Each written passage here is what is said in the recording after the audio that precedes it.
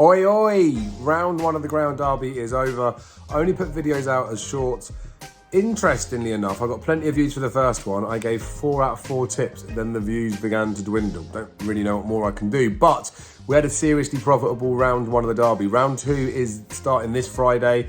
I'm going to show a video now explaining a bit about why I come to the selections that I do in terms of pricing up a market, finding tissue, showing how I may or may not decide what I'm going to do with staking, how I can work to improve that, and then a bit of an insight of what's going to be coming up, right? I'm going to give you some qualifiers, some identifiable bets, and you can do what you want with them. I've shown that it's profitable to my advised prices, it's profitable to industry SP, profitable to Betfair SP, and you can use multiple methods to decide how you're going to stake, whether you want to just do level stake, or whether you want to use something like a Kelly criterion to do so too, or just listen to the advised stakes that I gave.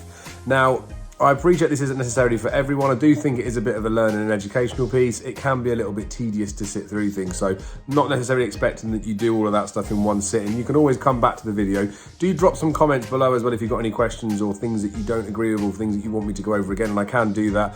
I'll put a video out in the next couple of days where I will be pricing every single one of the heats for round 2, and I will be showing you the bets that may be coming out of that because the bookies hopefully would have priced up by then. And then, as I say, I will give you a full list of qualifiers to leave you to go and do what you want to do. And then as it gets to Friday and Saturday, I'll tell you where I've actually put my money like I always do. Transparency is key. If you do find this video informative, please do give it a like. If you don't, give it a like as well. If you haven't subscribed to the channel already, please do so. And as I say, please do drop a comment with any questions or comments within there. Again, I know it might be a bit tedious, it's laborious, it's watching a screen on there, but I do feel like it's educational and it's worth listening to, which is why I'm putting it out. So again, thank you for your support, be lucky, and I will see you again soon. So I'm going to try and keep this as concise as I can. I appreciate there's quite a lot of data that's up on the screen. I also appreciate that I'm not screen recording, I'm using a phone, but we are where we are. So every single race, I put in every single runner and I gave a price to every single one of those. So my tissue price is in decimal. This will then imply what chance I think that the dog has. After I've done this for every single race, I would then pick up the available top price using odds checker. That would give me a difference between what percentage they gave the chance to and the chance that I gave. If the difference in those chances was relevant, you can see the positive ones, they may be potential bets. And then based on that, I'm using Kelly criterion just to give me a bit of a feel of like, come on mate, like how much value is in there to be had. Off the back of there, I could use Kelly criterion to work out my stake off of a bankroll, but I was actually just picking my own. So we'll have a look at those and see the different colours and why I've priced things as I have. So the Greyhound Derby first round is a great opportunity to do it. There was 192 dogs entered. There was 173 that ran, although there was a void race, which is where we've got a slight tweak to things within here. Across those 173 selections, I advised 17. There's 16 that show here because Chelm's Paul, who was advised and who did shorten and did turn to the first bit with a massive chance, was in the void race, so probably wouldn't have gone in there.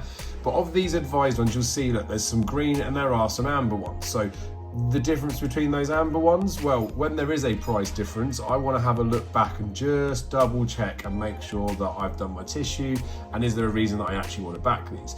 Off the back of my advice stakes, obviously the Chelm's Paul one, which like I say was back, potentially had a chance, but we'll go where we go. I can advise that we did make money off of this, right? Now, there's different ways of looking at this because I'm advising a price with a bookmaker that we may not be able to get onto. These are top prices, right? So as a profit and loss example in here, if we advised the stakes at the prices, which I did, but this is just doing a profit and loss, not advised stake, this is just doing it as a pound level stake. Down the bottom here, it's tricky to see, but £21.62 was the return from a £16 investment. So it was lucrative, right? It paid well, and these were all advised. If we were to look at it from industry SP, and this was against the stake that I advised, which is what was in the videos, if you just had to bet to industry SP, you returned £500 profit off of the stakes that I advised, right? They were quite sizable. There was about £1,000 worth of stakes, so it was a 50% return on investment. Instead of industry SP, Betfair SP does pay better.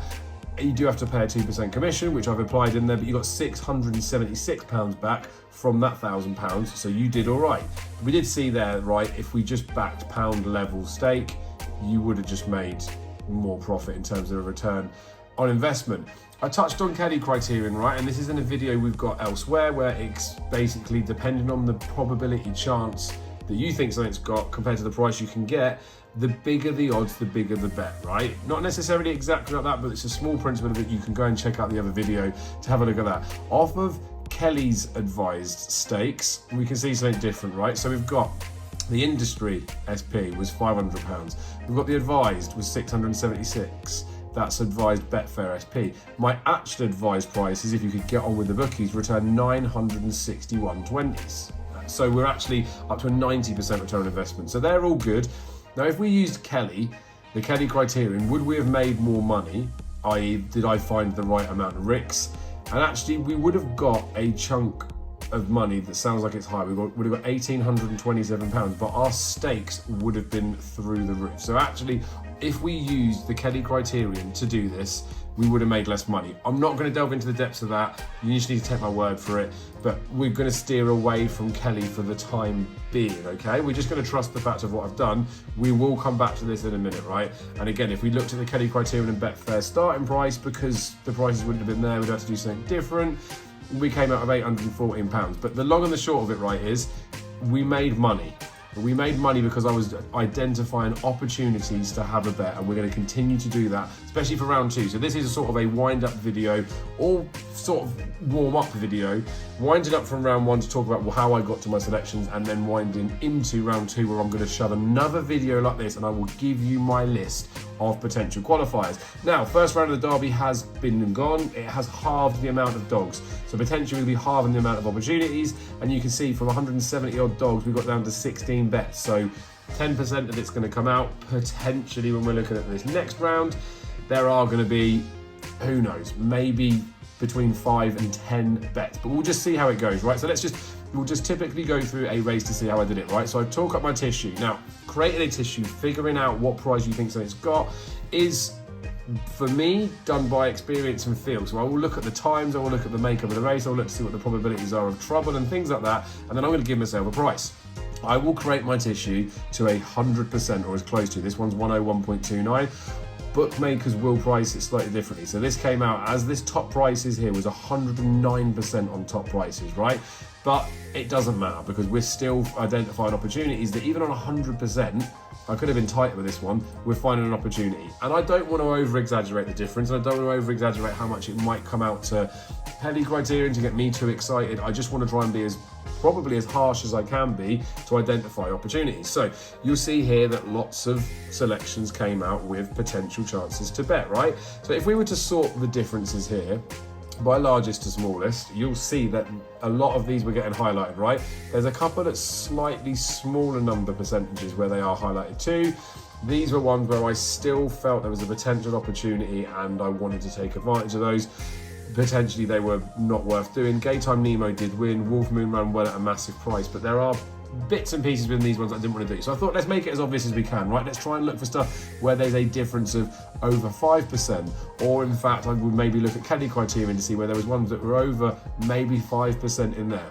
We whittled this down to a certain amount, and then I wanted to have a look at those to see who they are, right? So if I switch it now to doing it by the Kelly criterion, you'll see that the coloured in here, there's less gaps in between there, right? So these were ones where I looked at more on the Kelly percentages.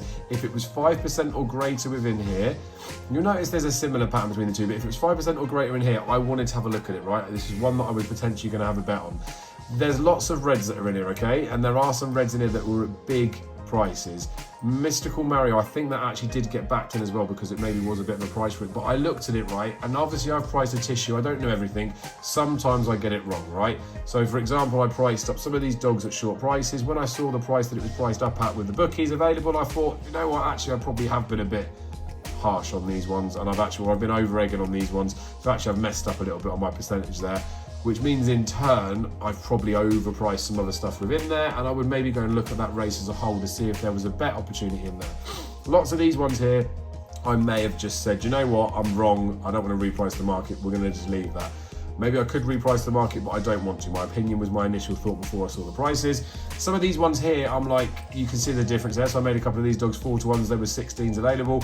I thought these are amber because I was like, I don't think I'm that far wrong, but then I don't know if I really want to be getting stuck in, because regardless of what's going on there, probably they haven't got that much of a chance, even though I'm saying they've still got like a 20-ish% chance to win the race. Same with a few that are in here, and then we did see that obviously some of these did turn out as bets. As I say, wasn't advised, it was one that I did strike.